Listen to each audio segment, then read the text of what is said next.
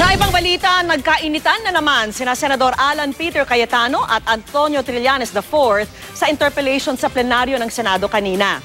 Samantala, ang hiling ni Trillanes na paimbestigahan sa Senate Blue Ribbon Committee ang testimonya ni Edgar Matubato tungkol sa Davao Death Squad, pag-uusapan pa ng Senado. At nakatutok si Jam Sisante. Sa kanyang pagtestigo sa Senado, mabibigat ang alegasyon ni Edgar Matubato laban kay Pangulong Duterte. Pero sa pagtatanong ng ilang senador, ipinunto nila na maraming inconsistencies o hindi tugma sa testimonya ng nagpakilalang dating miyembro ng Davao Death Squad. Kaya kanina, tumayo sa plenaryo si Senador Antonio Trillanes IV para depensahan si Matubato. At habang sumasang-ayon ako na pwedeng subukan butasan ang testimonya ng isang testigo para matest ang kanyang credibility, considering ang fact-finding nature ng legislative inquiry, mas ginusto ko na magkalap ng mga impormasyon at ebidensya para ma-validate o hindi ang mga pahayag ng testigo. Nagpakita si Trillanes ng mga dokumento na nagpapatunay raw na tama ang sinasabi nito. Kabilang ang Land Bank ATM card at service card ni Matubato na nagpapakitang nagserbisyo siya sa Davao City Government hanggang 2013. Patunay raw na tama ang sinabi ni Matubato na sinusweldohan siya bilang empleyado ng City Hall hanggang kumalas siya sa Davao Death Squad noong 2013. Ipinakita rin ni Trillanes ang ID ni Matubato bilang agent ng CIDG na patunay raw sa sinabi niyang asset siya ng pulis at job order mula sa City Government na nagsasabing naka-assign siya sa Heinous Crime Investigation Section. Dagdag pa niya, si PNP Chief Director General Ronald Bato de la Rosa daw mismo sinabi sa nakaraang pagdinig na naririnig niyang tirador sa Davao si Matubato. Merong isang hitman na may barel na lisensyado na naka-attach sa isang unit sa Davao City Hall Government under the office of the City Mayor at mga pulis ang kanyang kasama. Lahat yan ay sinalaysay ni Mr. Matubato at totoo. Nagpakita pa si Trillanes ng larawan ng pinaniniwala ang biktima ng DDS na binalot ng tape ang mukha, binigti at sinaksak. Katulad daw ng pagsasalarawan ni Matubato sa ginawa nila sa mga pinapatay sa kanila.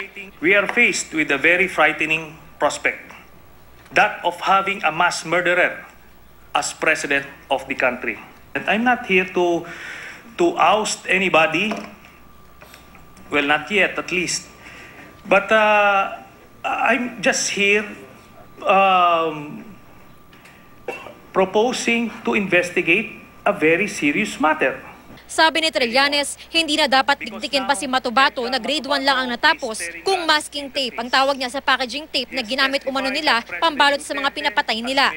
Matatanda ang isa ito sa mga ipinunto ni Senador Alan Peter Cayetano kay Matubato. Sa limitadong kaalaman ni Mr. Matubato, ang pangalan ng iba't ibang office supplies, ang tawag niya sa lahat ng uri ng tape ay masking tape. So sa madaling salita, again, walang inconsistency. Tumayo si Cayetano para i-interpellate si Trillanes. Pero ang dapat sana'y maayos na tanungan, I bring up the doctrine or the concept of half-truths because this is what criminals use and this is what people na naninira or people who want to destroy the credibility of others use. I would concede and accept the argument of the senator because apparently he may be following the doctrine of it takes one to know one. sa ilang punto, sinabi ni Trillanes na imbes na kwestiyonin siya ni Cayetano ay magbotohan na lang sila kung ipapaimbestiga ba sa Blue Ribbon Committee ang mga pahayag ni Matubato ukol kay Pangulong Duterte. Naungkat tuloy ang nauna nilang iringan ni Cayetano kung saan pinatay ni Trillanes ang mic ni Cayetano at lumipat si Cayetano ng upuan para lumayo sa kanya. I asked if he's willing to be interpellated. Kung tatakbo siya, ayaw na niya. Kung ayaw niya magpa-interpellate, that's his call. If the gentleman keeps on saying that I would want to run away, if you would recall, when I sat beside him during the hearing, he was the one who ran away.